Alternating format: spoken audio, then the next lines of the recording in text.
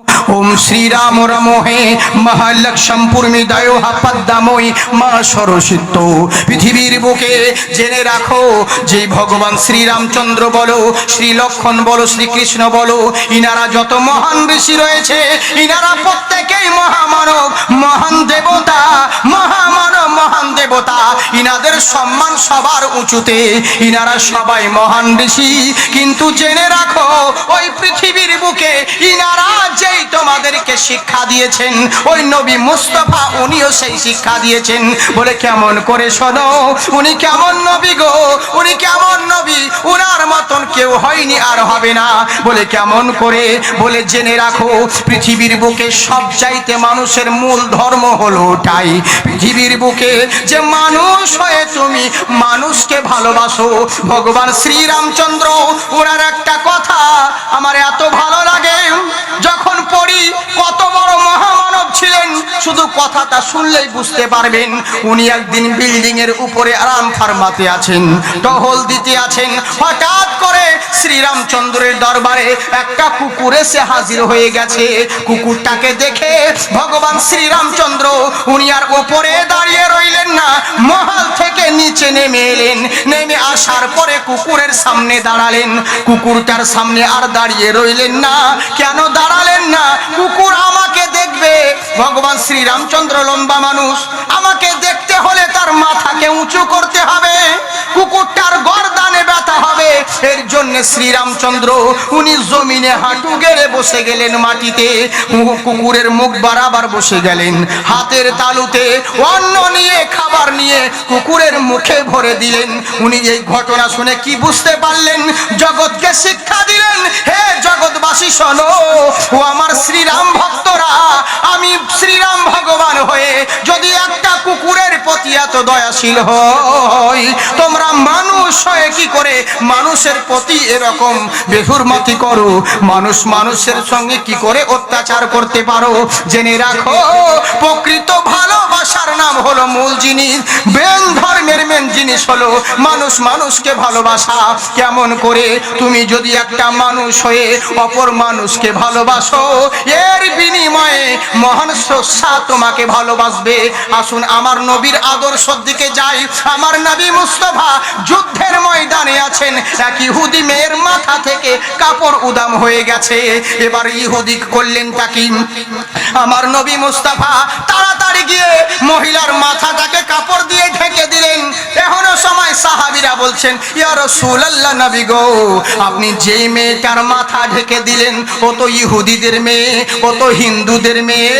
ওর মাথা কেন ঢাকলেন আমার নবী শিক্ষা দিলেন ও আমার সাহাবীরা শোনো আমি পৃথিবীর বুকে এসেছি নারীদের ইজ্জত ঢাকতে উদম করতে নয় তোমার দুয়ারে যদি কোনো হিন্দু ব্যক্তি আসে কোনো ক্ষুধার্ত ব্যক্তি আসে তাকে অন্ন দান করো কেউ যদি চিকিৎসার জন্য আসে তাকে চিকিৎসা প্রদান করো কাউরির বাড়ির যদি চাল ফুটো হয়ে গেছে যতটুকু পারো তার ত্রিপলের ব্যবস্থা করো কেউ অসুস্থ রয়েছে তাকে সাহায্য করো জিজ্ঞেস করবে না কোন জাতের কোন ধর্মের তুমি যদি একটা মানুষের উপকার করো মহান স্রষ্টা এর বিনিময়ে শত শত গুণ উপকার করবে সুবহানাল্লাহ তাই বলছে শোনো গো কোন মোল্লার ফলো করে লাভ নেই মহান ঋষি রাসূলুল্লাহকে ফলো করো এখানেও লাভবান হবে ওখানেও কামিয়াব হবে বলছে শোনো শোনো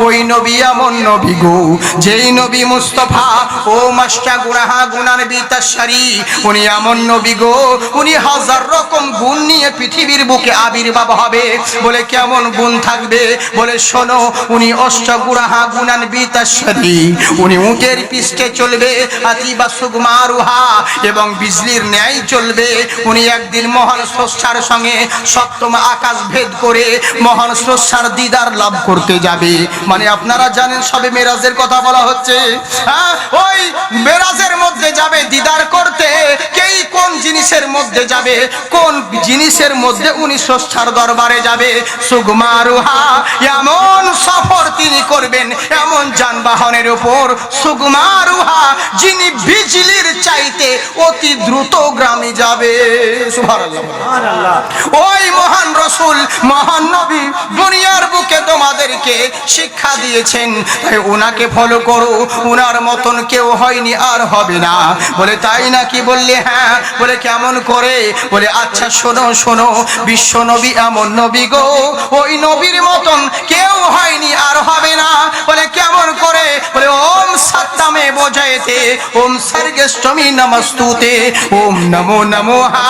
পৃথিবীর বুকে যদি মনে করো স্বর্গ লাভ করব, যদি মনে করো জান্নাত লাভ করব, তাহলে দুনিয়ার বুকে বেঁচে থাকাকালীন কোন মোল্লার আদর্শকে ফলো করে স্বর্গ পেতে পারো না, কোশ্চিন কালেও হবে না। নবী মুস্তাফার আদর্শকে যদি ফলো করতে পারো, এখানেও কামিয়াবি, ওখানেও জান্নাতি। সুবহানাল্লাহ। এর জন্য কোরআন বলেছে কি, লাকাদ কানা লাকুম ফি রাসূলিল্লাহি উসওয়াতুন হাসানা। আল্লাহর রাসূলের জিন্দেগি, আল্লাহর রাসূলের আদর্শ তোমার জিন্দেগির সঙ্গে যদি মিলাতে পারো, তোমরাই কামিয়াবি, তোমরাই জান্নাতি। লাকাদ জাআকুম রাসূলুম মিন আনফুসিকুম আজিজুন আলাইহি মা আনিতুম হারিসুন আলাইকুম বিল মুমিনিনা রাউফুর রহিম। কেমন করে চলবে, কেমন করে খাবে, কেমন করে পড়বে, জীবন ব্যবস্থা কেমন হবে, চলন বলন কেমন হবে, তোমার জন্য রাসূল হলো জেরক্স কপি। জেনে রাখো, নবীর আদর্শকে মানতে পারলে তোমরাই কামিয়াবি, তোমরাই জান্নাতি। জেনে রাখো, তুমি যা কিছু শিখবে, যা কিছু করবে, রাসূলুল্লাহকে ফলো করো। ভালো মানুষ হতে চাও, আল্লাহর রাসূলকে ফলো করো। ভালো দানব হতে চাও, আল্লাহর রাসূলকে ফলো করো। মহাকায় হতে পাও, আল্লাহর রাসূলকে ফলো করো। ভালো স্বামী হতে চাও, আল্লাহর রাসূলকে ফলো করো। অনুগামী হতে চাও, আল্লাহর রাসূলকে ফলো করো। নামি দামি হতে চাও, আল্লাহর রাসূলকে ফলো করো। মহাজ্ঞানী হতে চাও, আল্লাহর রাসূলকে ফলো করো। ভালো বন্ধু হতে চাও, আল্লাহর রাসূলকে ফলো করো। ভালো দিনদু হতে চাও, আল্লাহর রাসূলকে ফলো করো। ভালো শিক্ষক হতে চাও, আল্লাহর রাসূলকে ফলো করো। সমাজের রক্ষক হতে চাও, আল্লাহর রাসূলকে ফলো করো। ভালো টিচার হতে চাও, আল্লাহর রাসূলকে ফলো করো। ভালো লিডার হতে চাও, আল্লাহর রাসূলকে ফলো করো। ভালো কমান্ডার হতে চাও, আল্লাহর রাসূলকে ফলো করো। ভালো গভর্নর হতে চাও, আল্লাহর রাসূলকে ফলো করো। ভালো ব্যবসায়িক হতে চাও, আল্লাহর রাসূলকে ফলো করো। ভালো বাণিজ্যিক হতে চাও, আল্লাহর রাসূলকে ফলো করো। ভালো ধার্মিক হতে চাও, আল্লাহর রাসূলকে ফলো করো। ভালো প্রেমিক হতে চাও, আল্লাহর রাসূলকে ফলো করো। প্রামাণিক হতে চাও, আল্লাহর রাসূলকে ফলো করো। ভালো দার্শনিক হতে চাও, আল্লাহর রাসূলকে ফলো করো। ভালো বৈজ্ঞানিক হতে চাও, আল্লাহর রাসূলকে ফলো করো। জান্নাত লাভবান করতে চাও, আল্লাহর রাসূলকে ফলো করো। জাহান্নাম দূরে হতে চাও, আল্লাহর রাসূলকে ফলো করো। এক কথায় ইহ জগৎ এবং পর জগতে যদি সাকসেসফুল হতে চাও, কোন মোল্লাকে নয়, রাসূলুল্লাহকে ফলো করো। কেন না, আল্লাহ তোমাকে চোখ দিয়েছে, এই চোখ দিয়ে সবাইকে দেখতে পাও, কিন্তু নিজের কপাল, নিজের চোখ, কান, মুখ এগুলো কোনোদিন দেখতে পাবে না। তখন সায়েন্টিস্ট বলবে, আরে গাধা, নিকি আফসোস রে, এই চোখে সবাইকে দেখি, নিজের চেহারা কেন দেখতে পাই না? তখন সায়েন্স বলবে, শোনো, নিজের চেহারা দেখতে হলে তোমাকে আয়নার দরকার রয়েছে। হে মুসলমান, তোমার কি মন বলে না নিজের জাত দেখার জন্য যদি আয়নার প্রয়োজন হয়, নিজের জিন্দেগি দেখার জন্য সরকারে মদিনার প্রয়োজন রয়েছে। হ্যাঁ, এই হচ্ছে ব্যাপার। জিন্দেগি যদি তোমরা চাও, তাহলে তোমাদের নবী মুস্তাফার জিন্দেগি ফলো করতে হবে। তাই জেনে রাখো, পৃথিবীর বুকে থাকতে হলে পরে কোনো মোল্লাকে ফলো করে লাভ নেই, রাসূলুল্লাহকে ফলো করো, সব জায়গায় লাভবান হবে। কিন্তু বলে শোনো, ওই নবীর কাছে গেলেই মহান আল্লাহর সন্ধান পাবে। তাই চিন্তায় পড়ে গেল, তাহলে ওই আল্লাহকে পেতে হলে বহু জায়গা ঘুরলাম, মন্দিরে, গির্জায়, মসজিদে, বহু জায়গায় ঘুরে বেড়ালাম, আল্লাহর সন্ধান পেলাম না। নবীর কাছে গেলে আল্লাহকে পাওয়া যাবে, কিন্তু নবীর কাছে যাব কেমন করে? এর জন্যই যুবক শুধু চিন্তা করে।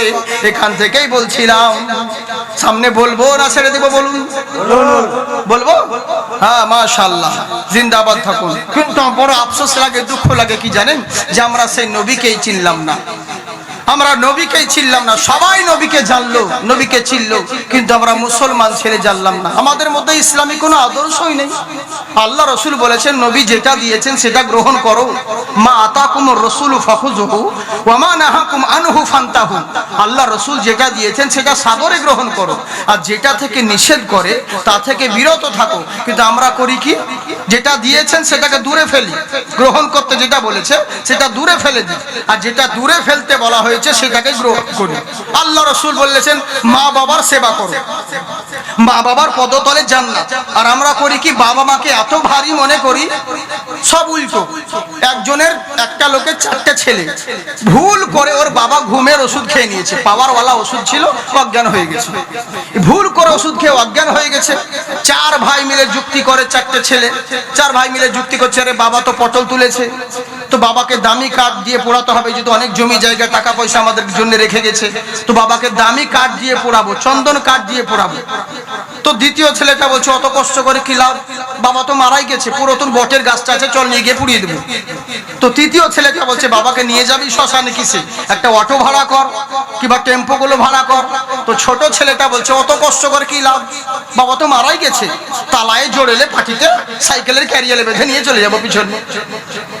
এদিকে ওর বাবার জ্ঞান ফিরে গেছে, ওর বাবা বলছে তোদের অত কষ্ট করে কি লাভ, চল আমি হেঁটেই যেছি, আমাকে গিয়ে পোড়াবি। এই তো হচ্ছে আমাদের অবস্থা, বুঝলেন? সবই আমরা উল্টো। হ্যাঁ, কি বলবো, মুসলমান যে যুবক ছেলেদের, আর এর জন্য দায়ী হচ্ছে আমরা বাবা মা গার্জেন। নিজের ছেলেদের অভ্যাস খারাপের জন্য বাবা মা গার্জেন। ছেলেকে আমরা তো ভালো জিনিস শিখাই না। আমার বহু পূর্বে আপনারা শুনেছেন হয়তো, মোবাইলের মাধ্যমে বারবার আমাকে কমিটি ভাই বলছিল যে ওটা বলিয়েন, ওটা বলিয়েন।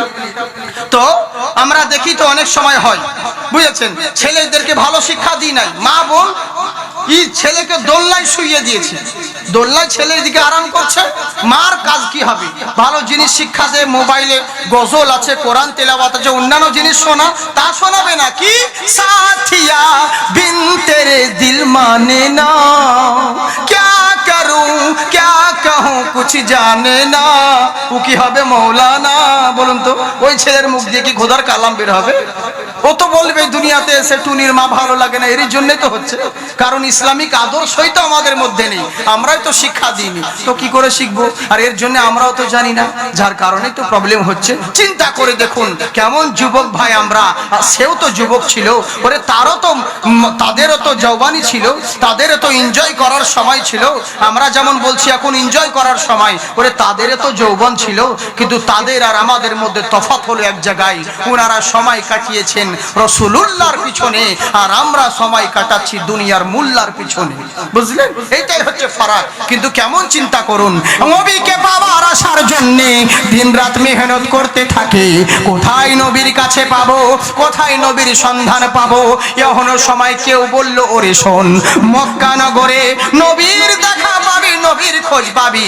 একদিন 2 দিন করতে করতে অনেক দিন ধরে মক্কায় হাজির হলো নবীর জন্যে, শুধু নবীকে পাওয়ার আশায়।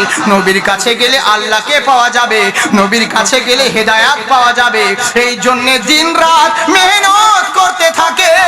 নবীকে পাবো কেমন করে, নবীকে আজ জানবো কেমন করে, এর জন্য মেহনত করতে থাকে। হঠাৎ করে দেখতে চিন্তায় পড়ে গেল, নবীর খোঁজ যখন পেল মনে মনে দুর্বল হয়ে পড়ল। যখন অনেক বছর কেটে গেছে, গোলামি করতে করতে অনেক বছর কেটে গেল, চিন্তায় পড়ে গেছে, হায় রে আল্লাহ, আমার মনে হয় নবীর দেখার আশা পূরণ হবে না, যেহেতু চোখের পানি শুকিয়ে গেছে, এখন রক্ত বের হতে আছে, আর হয়তো নবীর দিদার পাবো না। এই বলে কান্না করতে থাকে, আকাশের দিকে তাকায় আর মনে মনে বলতে থাকে, তুমি চক্ষু দিলা সব দেখিতে, দিলা না তো তোমায় দেখার অধিকার। তুমি চক্ষু দিলা সব দেখিতে, দিলা না তো তোমায় দেখার অধিকার। আমার এত সুন্দর এই নয়নের ছিল কি দরকার, মালিক ছিল কি দরকার। সুবহানাল্লাহ বলেন। বিরক্ত লাগে না তো আপনাদের? বলবো না, আমি জবরদস্তি বলি না, কারণ আপনারা যদি বলেন তাহলে বলবো। বলুন বলুন, বলবো তো? হাত উঠিয়ে বলেন আল্লাহু আকবার। জি, এই দুনিয়ার এত আলো অন্ধ হয়ে রইলাম, তবু আলো নিয়ে